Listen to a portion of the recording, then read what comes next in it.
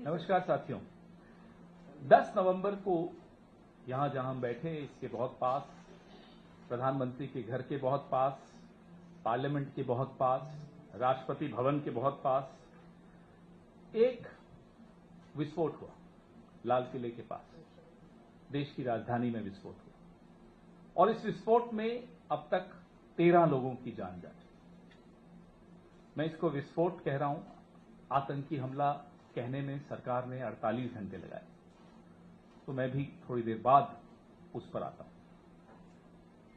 इस विस्फोट में जो 13 लोग मारे गए और काफी लोग घायल हुए, हमारी प्रार्थना उन सबके साथ है, उनके परिवारों के साथ। हैरानी की बात यह है कि 48 घंटे बाद कैबिनेट ने, गौर फरमाइएगा, कैबिनेट ने ये घोषणा की कि इसको हम एक आतंकी हमला मानते हैं। 48 घंटे प्रधानमंत्री भूटान से लौट कर आए, उसके बाद कैबिनेट कमेटी ऑन सिक्योरिटी की मीटिंग होती है और ये घोषणा होती है कि इसको हम आतंकी हमला मान रहे हैं। बहुत सवाल उठते हैं और गंभीर सवाल उठते हैं, क्योंकि देश की राजधानी में ऐसा हुआ है।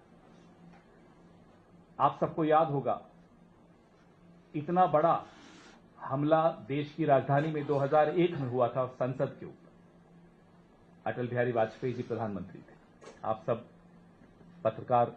पत्रकारिता शुरू कर रहे होंगे उस वक्त।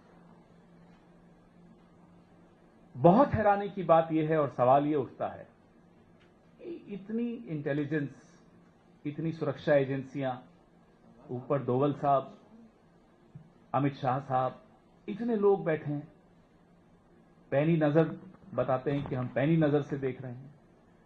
इतनी भारी संख्या में, इतनी भारी मात्रा में फरीदाबाद में 2900 किलो विस्फोटक सामग्री कैसे पहुंच गई। हम पुलवामा के सवाल पूछते रहते हैं कि साहब आरडीएक्स कैसे पहुंचा, नहीं मिले जवाब। सतपाल मलिक जी पूछते हुए रह गए, नहीं मिले जवाब। उनको और बेइज्जत अलग किया गया। 2900 किलो विस्फोटक सामग्री दिल्ली के 20 किलोमीटर दूर पहुंच चुकी, कैसे पहुंची। लाल किले के बाहर एक गाड़ी में विस्फोटक सामग्री है और वो एक्सप्लोजन होता है, धमाका होता है, लोगों की जान जाती है, लोग घायल होते हैं। दिल्ली राजधानी के भीतर, प्रधानमंत्री के घर के पास, ये कैसे संभव हुआ। कौन जिम्मेदारी ले रहा है, कौन जवाबदेही ले रहा है, यह सवाल बहुत गंभीर है। देशवासियों के मन में यह सवाल है। कांग्रेस पार्टी ने हमेशा, जब भी देश पर कोई हमला होता है, देश के किसी कोने में कोई आतंकी हमला होता है, वो उरी हो, पठानकोट हो, अमरनाथ हो, पहलगाम हो, या उससे पहले पुलवामा हो, या अब लाल किला हो, हमने बार बार यह दोहराया है कि हम सरकार के साथ खड़े रहेंगे। सरकार मजबूत कदम उठाए, हम उनके साथ हैं। प्रधानमंत्री पहलगाम के बाद, ऑपरेशन सिंदूर के बाद जो हुआ, उस पर मैं दोहराना नहीं चाहता, आप सबके सामने है। अब तो हम गिनती भी भूल गए, ट्रंप ने कितनी बार क्या क्या कहा कि उन्होंने जबरदस्ती सीज फायर कराया था। चलिए उस पर आज नहीं जाते। बिहार के चुनाव में प्रधानमंत्री ने कितनी बार हल्की टिप्पणियां की विपक्ष को लेकर, पहलगाम को लेकर, ऑपरेशन सिंदूर को लेकर, हम उसमें भी नहीं जाना चाहते। अपनी अपनी राजनीतिक चरित्र है, अपना अपना तरीका है राजनीति करने का, हमारा यह तरीका नहीं है। हम सरकार के साथ खड़े हुए आपको हमेशा मिलेंगे जब भी कोई हमला होगा, लेकिन सरकार से सवाल पूछने का भी हमारा एक धर्म है जो हम निभाएंगे। यह विस्फोटक सामग्री कैसे पहुंची, यह विस्फोट कैसे हुआ, किस स्तर पर फेलियर हुआ, किसकी विफलता रही, कौन जवाबदेही लेगा, कौन जिम्मेदारी लेगा। हमें याद है 26/11 हुआ था, हमारी सरकार थी, गृह मंत्री ने इस्तीफा दिया था। इसलिए हम एक नैतिक ताकत से यह पूछ सकते हैं कि साहब आपके यहां जिम्मेदारी कौन ले रहा है, आपके यहां जवाबदेही किसकी हो रही है। हम यह भी मांग करते हैं कि प्रधानमंत्री की अध्यक्षता में एक सर्वदलीय बैठक तुरंत बुलाई जाए। देश की राजधानी पर हमला हुआ है, प्रधानमंत्री की प्राथमिकताएं हो सकती हैं भूटान रही हों, अब तो वो वापस आ भी गए हैं, अब बिना विलंब के एक all party meeting under the chairmanship of the prime minister, ये रिपीट मैं इसलिए कर रहा हूं इंग्लिश में भी हिंदी में भी, ताकि उनको ये बात समझ में आए प्रधानमंत्री जी को, कि ऑल पार्टी मीटिंग बुलाना और घमंड इतना कि आप उसमें खुद ना आए, ये अच्छी बात नहीं है, क्योंकि देश की सुरक्षा से जुड़ा हुआ मामला है और गंभीर मामला है। इसलिए हमारी ये मांग है कि प्रधानमंत्री अपनी अध्यक्षता में एक सर्वदलीय बैठक बुलाए, ऑल पार्टी मीटिंग बुलाएं। हमने यह भी मांग की है कि जो संसद का सत्र होने वाला है उसको थोड़ा एडवांस कर दें, प्रीपोन कर दें, थोड़ा जल्दी इसको बुलाएं, क्योंकि ये एक गंभीर चुनौती है देश के सामने। हमें नहीं लगता, हमें मालूम नहीं कि सरकार इसको कितना गंभीरता से ले रही है।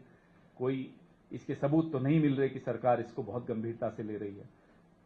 भूटान तो नहीं जाते प्रधानमंत्री अगर बहुत गंभीरता से ले रहे होते। ये हैरानी की बात है, ये बड़ा परेशान करने वाली बात है। हम सरकार के साथ खड़े हैं, बनिस्पत सरकार एक स्टैंड ले, सरकार खड़ी हुई दिखे, सरकार कुछ करती हुई दिखे।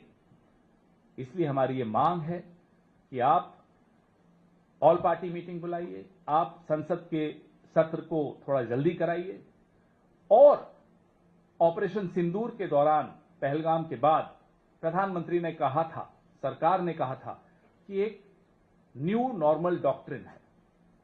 वो डॉक्ट्रिन आपको याद होगा कि कोई भी आतंकी हमला उसको हम एक्ट ऑफ वॉर मानेंगे, युद्धात्मक कार्रवाई मानेंगे। हम ये जानना चाहते हैं सरकार से, अब इस आतंकी हमले को आप किस तरह से देख रहे हैं, क्योंकि जाहिर सी बात है ये आतंकी हमला हो, इसको बाहरी ताकतों द्वारा समर्थन भी मिल रहा है, ताकत भी मिल रही है, प्रेरणा भी मिल रही है। This act of terror draws its sustenance and support and inspiration from external forces. Therefore, we want to know from the Prime Minister the so-called new normal doctrine that was touted during Operation Sindoor and after Pahalgam by the Prime Minister, by the BJP government. Does it still stand? These are our questions. Your questions, please. Sir, have already observed Pakistan. It says that there are clear signs of this being a homegrown terror operation. He's also pointed out how he had mentioned all of this earlier as well, but the government never seems to pay attention. If the government takes over 50 hours to give any clear picture, obviously there will be a lot of room for speculation. Obviously there will be a lot of theories floating around within the studios, television studios. Every day, every hour, we are watching new theories being floated by all of you. So in the absence of any clear picture, any official version, obviously there will be theories. The government took 50 hours to conclude that this was a terror attack.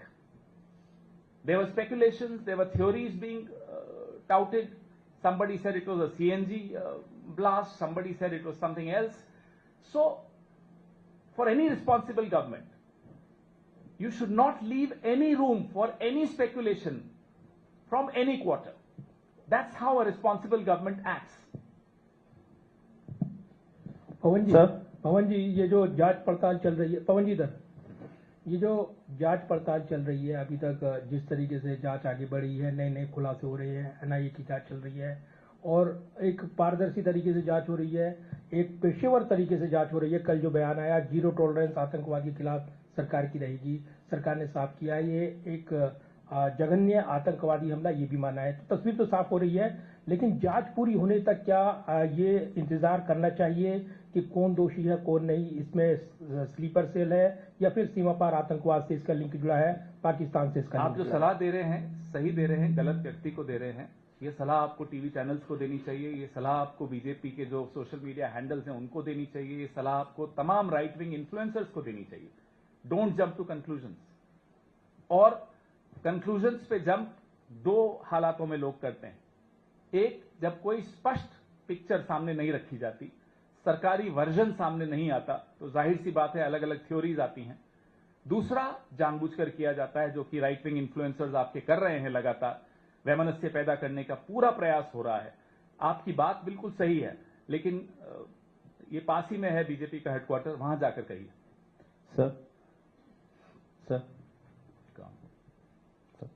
Sir, you talked about fixing accountability. So, are you directly asking for the Home Minister's resignation?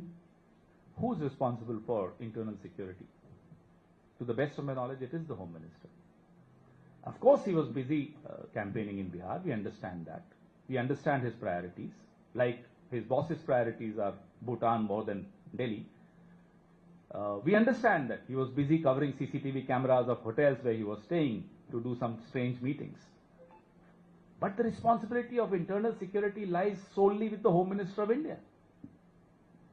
I mean, I remind you again of 26/11. The Home Minister of India resigned. Sir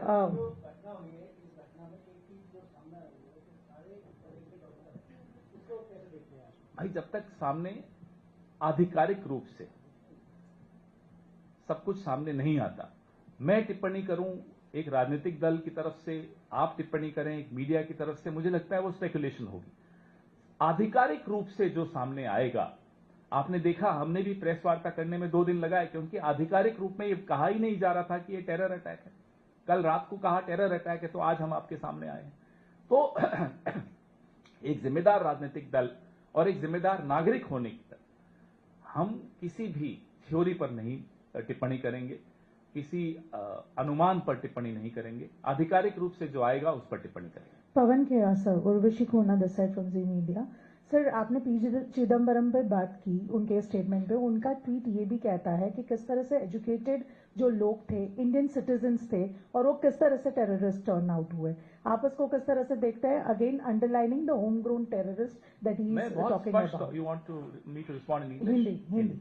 मैं बहुत स्पष्ट तौर पे आपको पहले भी कह चुका हूं, जब सरकार आधिकारिक बयान देने में 48 से 50 घंटे लगाएगी, तो जाहिर सी बात है नए नए अनुमान लगाए जाएंगे। वो अनुमान सही हैं गलत हैं उस पर मैं टिप्पणी नहीं करूंगा, हैं वो अनुमान। आधिकारिक बयान जो सरकार का होगा, सुरक्षा एजेंसीज का होगा, उसके बाद कोई टिप्पणी करनी चाहिए। और मैं नहीं मानता कि उसके पहले की तमाम टिप्पणियां वो मीडिया में आए या किसी और नेता की तरफ से आए, उसको हम आधिकारिक मानेंगे।